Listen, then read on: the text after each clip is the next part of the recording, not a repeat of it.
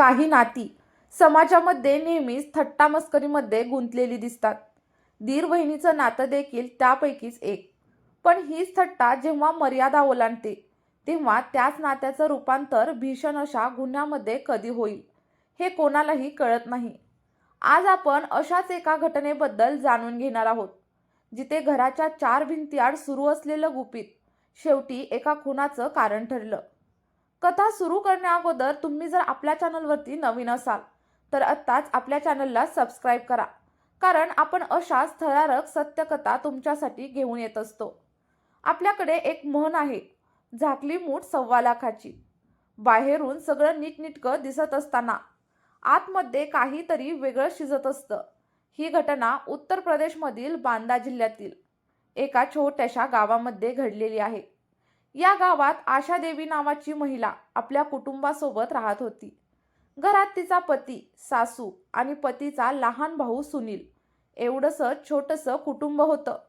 रोजंदारीवरती काम करणारं हे कुटुंब आर्थिकदृष्ट्या फारसं सधन नव्हतं, पण बाहेरून पाहिलं तर समाधानामध्ये जगत होतं. आशा देवीचं काही वर्षांपूर्वी लग्न झालेलं होतं. तिला एक मुलगा देखील झाला होता. पती मेहनती होता. बायकोच्या गरजा भागवण्याचा तो प्रयत्न करत होता. पण काही इच्छा अशा असतात ज्या शब्दामध्ये मांडता येत नाहीत. त्या इच्छा आशा देवीच्या मनामध्ये घर करून बसल्या होत्या.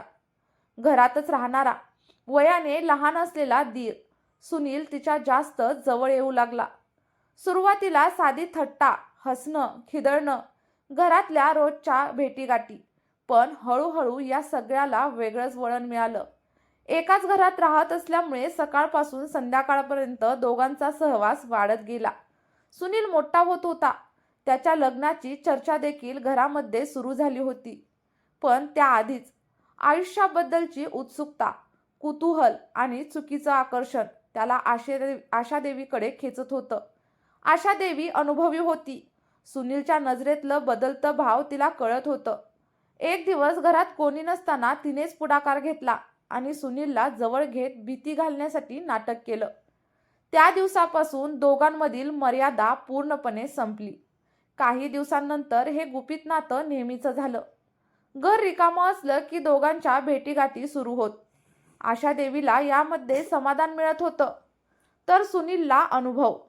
हे सगळं इतक्या गुप्तपणे चालू होतं की घरातल्या इतर कुणालाही संशय देखील आला नाही. आणि याच काळात सुनील जे काही पैसे कमवत होता, त्यामधील काही भाग तो आशादेवीला देऊ लागला. उपकाराची भावना आणि भीती दोन्ही त्याच्या मनामध्ये होती. पण प्रत्येक गुपिताचं ओझं एक दिवस वाढतच. काही महिन्यातच आशादेवी गरोदर राहिली. त्यानंतर तिने सुनीलपासून थोडं अंतर ठेवलं. काही काळाने तिला दुसरा मुलगा झाला. हा मुलगा जसा जसा मोठा होऊ लागला तसं तसं त्याचं रूप सुनीलशी जुळत असल्याचं लक्षात येऊ लागलं. आशादेवी आता उघडपणे सुनीलला सांगू लागली की हा मुलगा त्याचाच आहे. सुरुवातीला घरच्यांनी ते विनोद आहे समजून दुर्लक्ष केलं, पण आशादेवीचं वागणं दिवसेंदिवस आक्रमक होत गेलं. तिने सासूला देखील सुनील पैसे देत असल्याचं सांगितलं. हे सगळं ऐकून घरामध्ये तणाव वाढला. सुनीलचं लग्न ठरण्याच्या मार्गात ही सगळी प्रकरणं अडथळा ठरत होती. गावात बदनामी होण्याची भीती त्याला सतावत होती. जे घडून गेलं ते बदलता येणार नाही, पण जर आशादेवी असंच बोलत राहिली तर आपलं आयुष्य उद्ध्वस्त होईल. याच विचाराने सुनील घाबरून गेला आणि याच भीतीमधून त्याने भयंकर असा निर्णय घेतला. 3 नोव्हेंबरच्या रात्री आशादेवी आपल्या लहान मुलासोबत झोपलेली असताना सुनीलने घरामध्ये प्रवेश केला. तिला बेशुद्ध करून घराजवळच्या कचऱ्याच्या ढिगाजवळ नेलं. तिथे वीट आणि काठीने तिच्यावरती प्राणघातक हल्ला केला. काही वेळातच आशादेवीचा मृत्यू झाला. मृतदेह कचऱ्यामध्ये लपवून तो पुन्हा घरी येऊन झोपला. पहाटे मुलाच्या रडण्याने सासू जागी झाली. आशादेवी दिसत नव्हती. शोधाशोध सुरू झाली. गावात गोंधळ माजला. नाटक करत सुनील देखील शोधामध्ये सामील झाला. काही वेळाने त्यालाच कचऱ्याजवळ मृतदेह सापडला. पोलिसांना माहिती देण्यात आली. तपास सुरू झाला. चौकशीमध्ये सुनीलच्या बोलण्यात विसंगती आढळल्या. दरवाजा आतून बंद असल्याचं गूढ आणि रात्री घरात असलेला एकमेव पुरुष. या सगळ्यामुळे संशयाची सुई थेट सुनीलकडे वळाली.